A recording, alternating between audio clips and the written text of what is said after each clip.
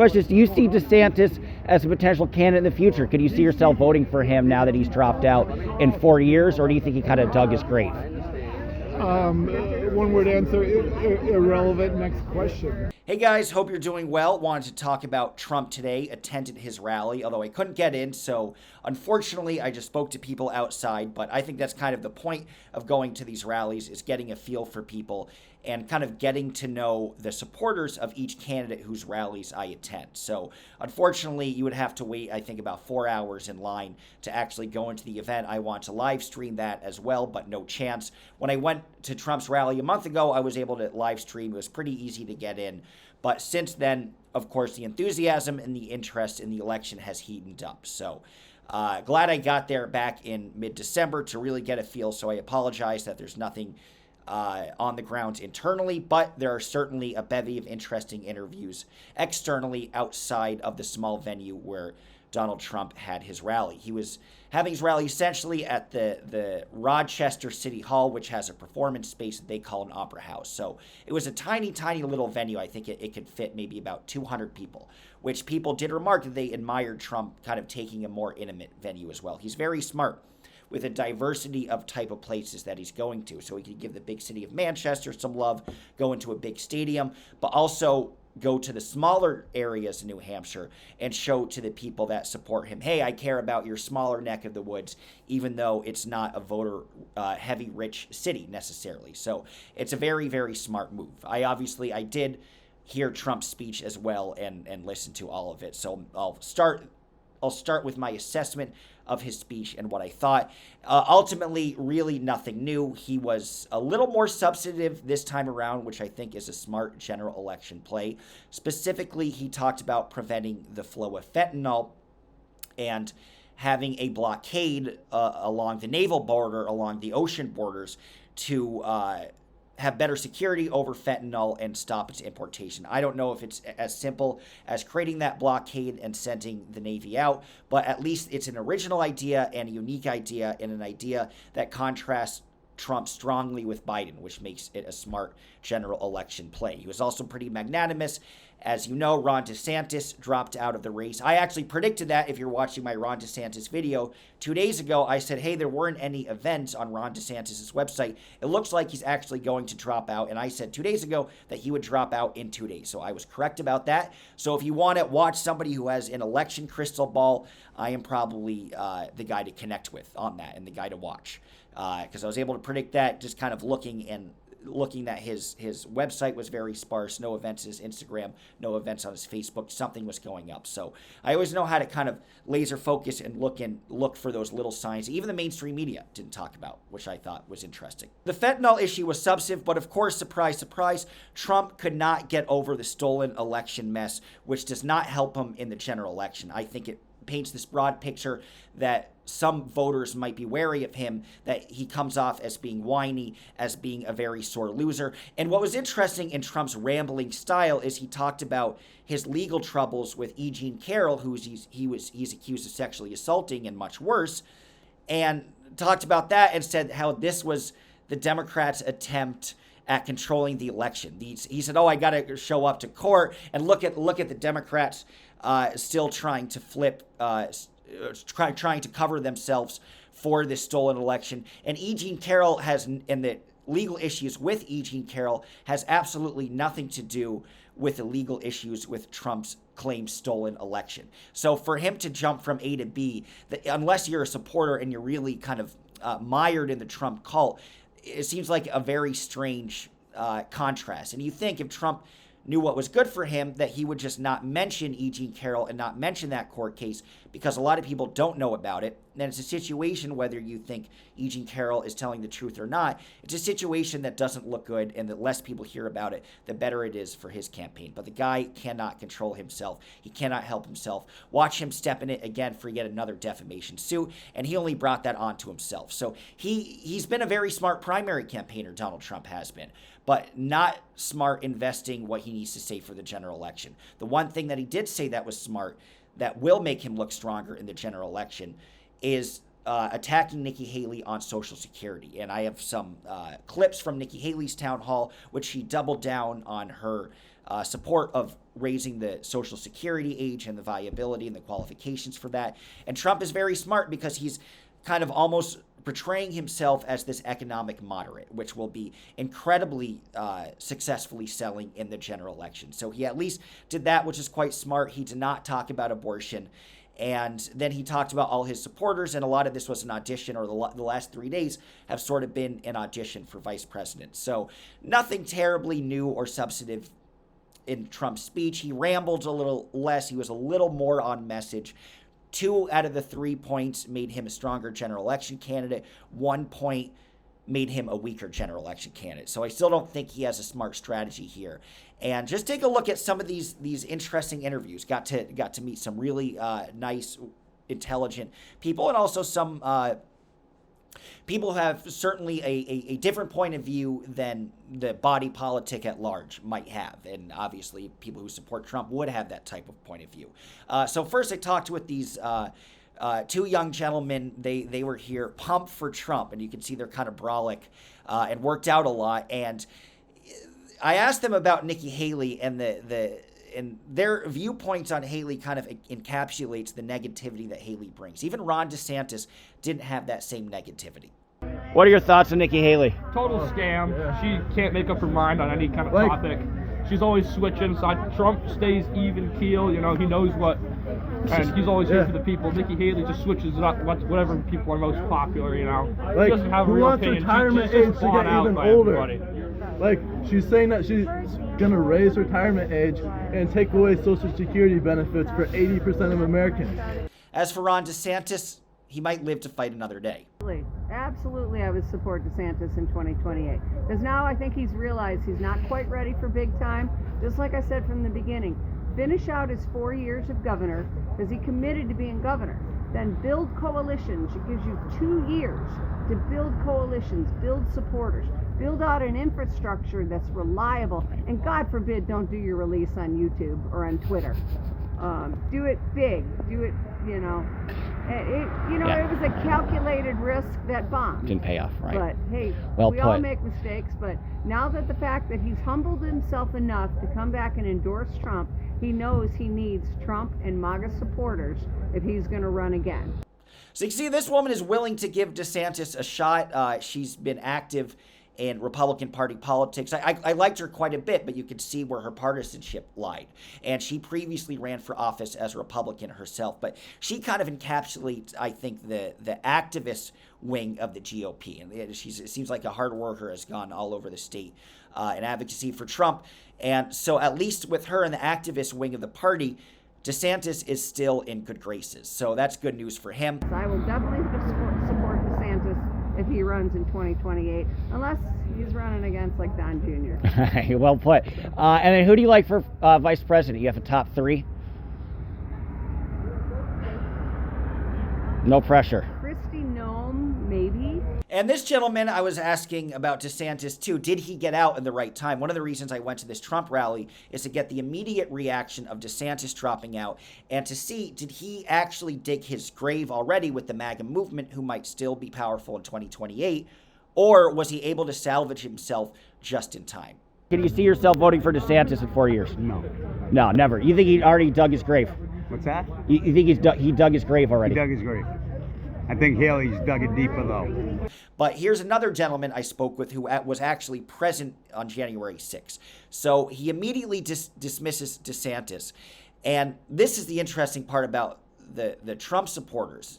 You think that their not that they have intentional messaging, but you think that their responses as to why Trump would be a good president would be because of border issues, as people do mention, and because of the economy and because of inflation. But everything goes back to the governmental conspiracy, whether you believe it or not, to Antifa January 6th stolen election, Antifa January 6th stolen election. So I asked this gentleman, who was very smart, what do you think about Nikki Haley? And immediately he went into Antifa was responsible for January 6th stolen election. So to really be a supporter of Trump, you kind of have to buy into a lot of that conspiratorial stuff that's hanging in the air, which a lot of people think is very much the case. That very much turns off general election voters. So you can see why there's been this big movement of Democrats to potentially vote for Haley. Because even when even when it's wise to run away from the stolen election and January 6th stuff and kind of just brush it under the rug and talk about looking forward, a lot of Trump supporters look backwards, and that's going to be the Achilles heel of Donald Trump.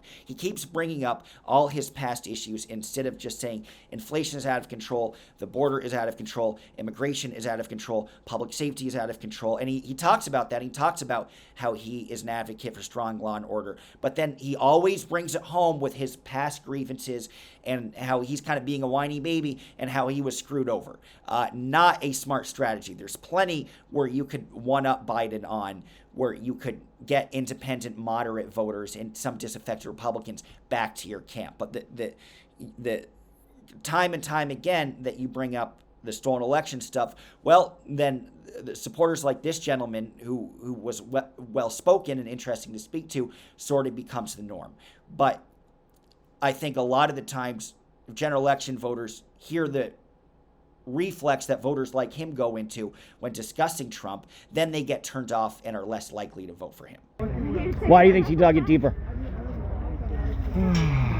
Where to start? I don't know. To shoot for there. Yeah. I just know that. I just know what happened in D.C. Being there live, that the social media will not allow you to talk about what was going on during the nights. They won't talk about BLM and Antifa attacking innocent people.